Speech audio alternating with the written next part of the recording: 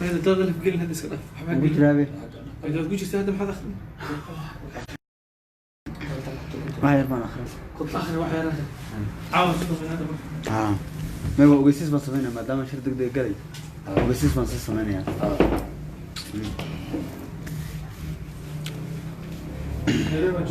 Nairobi baan joogaa kaaga sidaan intaan u leef markaan soo galo dadku kun hadday ka yaraadaan maba hadlaba waa inay meesha kore soo boqol iyo labo soo dhawaada meel kasta aad ku jirto waan salaam waa ninkii cabdi ah Landheere banaanka jifa waxaan ka soo salaamay magaalada Nairobi dadka qaar waxaa laga yaabaa inay dhahaan Nairobi ma jirto daaqadan ka yarto see ay dhib badan moogta daaqad ma lamiya antas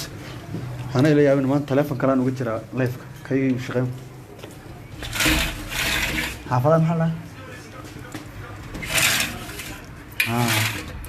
مركب لما لهن حقنا نكتسه نيروبي نجوا نحمل جوا مرة بينا دركتان مركب كاس نيروبي نجوا هذا ما قانا ماشي هذا جوا لكن هلا شركة لايف وايو شرط حوله مهم أنشرنا كوده هذا الله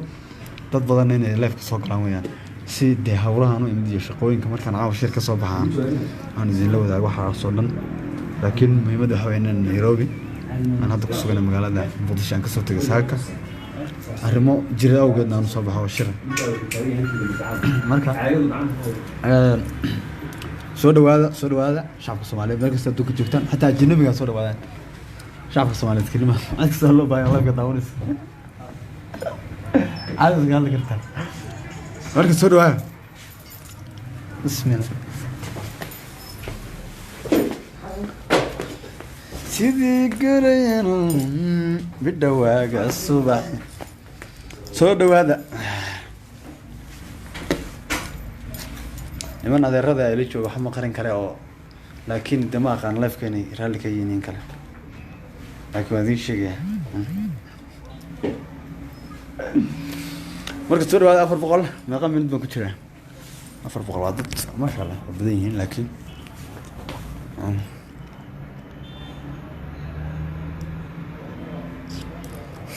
alla gabdho badana marka hadda dad ma hayo wali dadka ma hayo marka magaalada Nairobi baan joogaa kulligii waan soo dhaweynaa dhamaantiin haddaan soo degay wali dharkiis kan bixin wajida sama wixii dhan waan wataa kabihii wixii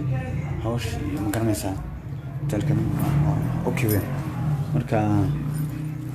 insha Allah hawlihii aanu imid shirkanu imidaan baan gali doonaa kadib waxaan la wadaagi doonaa arrimo badan oo maaragtay muhiim ah oo xamar waayeen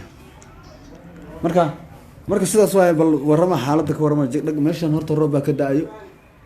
waa meel ducaysan ba meeshan Nairobi caadi ma qabowga iyo saaka kuleelka xamar ka jiray naba caadi ma ahayn نور أنتم كسلام يا ولالك وكسلام يا كلي وأنا سلام سلامته وأنا كقاعد قف كستا وأنا كقاعد عليه كيني وحوي الدولة ده درسك أو ما ركتي نجود نحيو حريرك علاقاتك ولا شقنتم نقدر نحسه مركا إن لا تكانوا مارتي وحبكم ما شفنا عوضا ضد صوماليات ضد كانوا كل حنوريين أو إلا قبر هاي ضد كان صوماليات مارتي ay maartay la tago waxaan rabaa si gaar ah inaan ugu mahadceliyo dadkii soo dhaweeyay inkastoo de soo dhaweynteedu heer sare ahayd laakiin mid ma ahayn de social media meel kasta la soo galnay maadaama de aan hawlahan u socday hawlo waaweyn oo hawlo adag ay ahaayeen oo maartay ay ahayn sida de kuwii ciyaalka xaafadda ma ku maamusan waxa weyn protocol lahaa oo aan loogu talagalin laakiin waxaan idin la wadaagi doonaa waxyaabo badan oo aad muhiim idinku ah oo la iga sugay oo mar walba wax badan dhigiina ku soo dhacay oo isdhahaysan cabdi goormo maartay hawshaas nala wadaagi doonaa ama sheegi doonaa waxa soo dhan waan idin la wadaagi doonaa marka dadka hadda daawanaya 550 qof ay daawanayaan marka dad badan weeyaan insha Allah markaan idin la wadaagi doonaa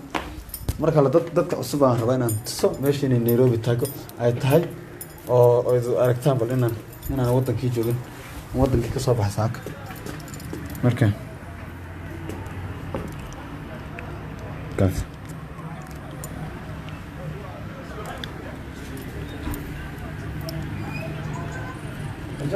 أوجد السماء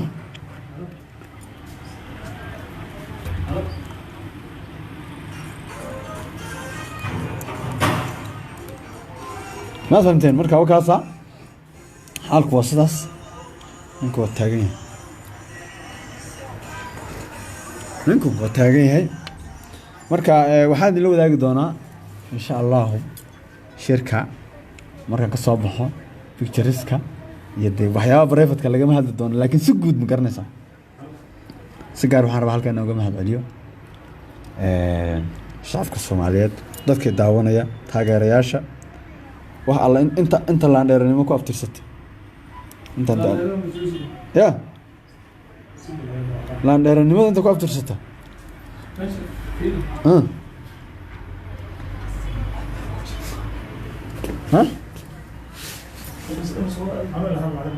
وعادي اوكي عادي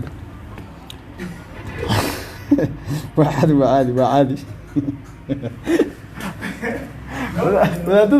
wadaadada diblomaasiyiintu ma ogola live-ka soo maadak ya diblomaasiyiintu live-ka ma ogola hadda waa idiin sheegaya mogta diblomaasiyiintu live-ka ma ogola mana ogola marka maadaama arrimo masiir ay ka shaqeynayaan arrimaha masiiriga oo maaragtay aan loo baahnayn maaragtay in ya iyo dadka kale inay ka aad uga xumaadaan marka hadda waxay daawanaysaa 708 kun marka dad aad u badan weeyaan marka dee warar kalena hadda waxaa sheegay in safiir laga dhigi rabo kii waa la cayrin rabo ma fahmi waayo waxaa dhici karta moogtahay inaan hadda waxba ilamaha inaan Uhuru Kenyatta la kulmo oo dawladda Kenya tiraahdo hala bedelo safiirkan anagu waxaan u baahnaa ninkaas ya madam majority leader ana ya marka madam majority leader ana waa iska suurtagal marka bilaas maartay kumuna bixin magacaas ma garanaysaa marka walaalayaal waa salaamaya wixii kaftana iyo wixii maartay sheekaawa idinka maartay markasta waa waxaad igu xirantiin in la wadaago insha Allah live-ka muhiimadiisa ujeedkiisa waxaan soo gali doonaa iyo soo dhaweyntii waxa wixii dhan waxaas oo dhan markii shirka iyo hawsha aan ka soo baxo iyo shaqadaan u imid markii ay soo dhamaato markaasaan insha Allah hadduu Ilaahay dhaado markii kaftanka laga reebo markaasaan rabaa inaan si fiican aan idin la wadaago marka haddana kulligeen shacabka Soomaaliyeed waan mahad celinayaa martidii maartay martida daawanaysa martida dadka daawanay horta marka waxaan rabaa inaan idin sheego inaan faraxsanahay oo nabad qabo magaalada Nairobi aan meel ka deganahay dawladda Kenya way iga warayso dawladda Kenya way iga warayso ma fahmteen marka hatta way dhici kartaa safarkayga in la siyaasadiyo maadaama maalmahan ay wax iska jirtireen safarka degdega laftiisa waa laga yaabaa inuu siyaasadaysan yahay waa iska suurtagal هون مدو على الشري ولا مدو على الشري نمبر كي واتق أنا برادا سوا نيروبي نتوقع وانوجه مركا سكور هالمر متجبين كرتان هالمر وين كي مقارسين كرتان سكور وهالمر وين كي إننا قارسيسان قلادي أفضرتان دوادي فهم إنسان سما تغيرش ماشي يدهي قد يجديري سواتشين قد يجديري هالكان لو ما بان أو هاشم السلام يا با هاشم محاوي مع مدحضة دولة deegaanka weeyo waa dadka maartay hadda aad uga shaqeynaya soo dhaweynta maartay xagga insha Allah safarkaygu wuxuu noqon doonaa safar aan ku mari doono gobolada shanta Soomaaliyeed deegaan kaas oo maartay aan ku baabi'inayo hadallo si khaldan loo fasiray oo maalmahan hadda isbuucyada la soo dhaafay social media la maartay la dhaxwaday sidaas darteed waxaan rabaa anigu ka tarjumaya shacab Soomaaliyeed fanaan qaran muwaadin Soomaaliyeed laan dheera ah banaanka yaalla ma gobonimada dad badan baa inta u dirireen ba u dagaalameen waxna waa lagu keeni waayo marka laandheernimada ay fiican laandheernimada lagu keenaya ma fahantay